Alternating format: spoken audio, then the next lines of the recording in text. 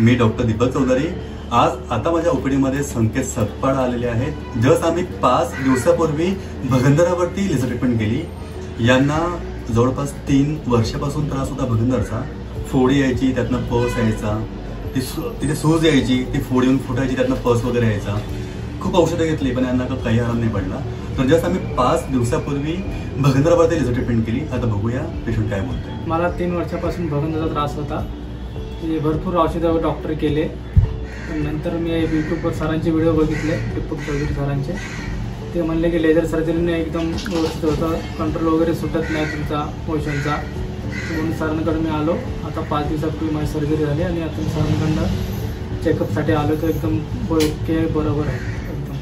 माझ्या मिस्टरांना 3 वर्ष खूप भगंदराचा त्रास होत होता। सरांकडे आले आम्ही, त्याच्यानंतर त्यांनी सर्जरी केली, त्याच्यामुळे त्यांना आता ठीक वाटते। 5 दिवस आधी केलेली होती, आता त्यांना ठीक वाटते, आता काहीच प्रॉब्लेम नाही त्यांना। ऍक्च्युली आम्ही लेझर ट्रीटमेंट केली। संकेत 2-3 डॉक्टरांना पण भेटले होते अगोदर, पण त्यांनी तुम्हाला काय ओपन सर्जरी सांगितली, पण तुम्ही ते घाबरायचे की कंट्रोल सुटेल किंवा जसं जखम वगैरे होईल। तुम्हाला असं वाटतं की कंट्रोल सुटलेला आहे? नाही, बिलकुल नाही, बिलकुल। आणि पेन किती आहे तुम्हाला? पेन 0 पेन बिलकुल नाही। बघ, पेनच नाही पेशंटला, पेन काहीच नाहीये। ऍक्च्युली मी नेहमी माझ्या युट्यूब व्हिडिओमध्ये सांगतो की तुम्हाला जर भगंदर जर असेल तर बघा, पेशंटने तुम्ही खूप सारे औषधं घेतले होते, औषधे घेतली भरपूर सारे, पण तुम्हाला काही फरक पडला होता? बिलकुल नाही, फरक बिलकुल नाही पडला। हे बघा, भगंदर 3 वर्षापासून औषधं घेतो आहे। भगंदर कधीही औषधाने बरा होत नाही। जर तुम्हाला फिस्टुला असेल तर त्याच्यावरती ट्रीटमेंट करावीच लागते। पण याच्यामध्ये बरेच डॉक्टर कापाकापी करतात, ओपन सर्जरी करतात, पण आपल्याला कापाकापी करायचं नाहीये। लेझर ट्रीटमेंट ही खूप छान असते।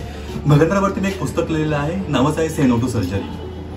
म्हणजे काय, जर तुम्हाला भगंदर आहे, तुम्हाला कापाकापी करायचं नाहीये, तुम्हाला फिस्टुला आहे, तुम्हाला ओपन सर्जरी करायची नाहीये।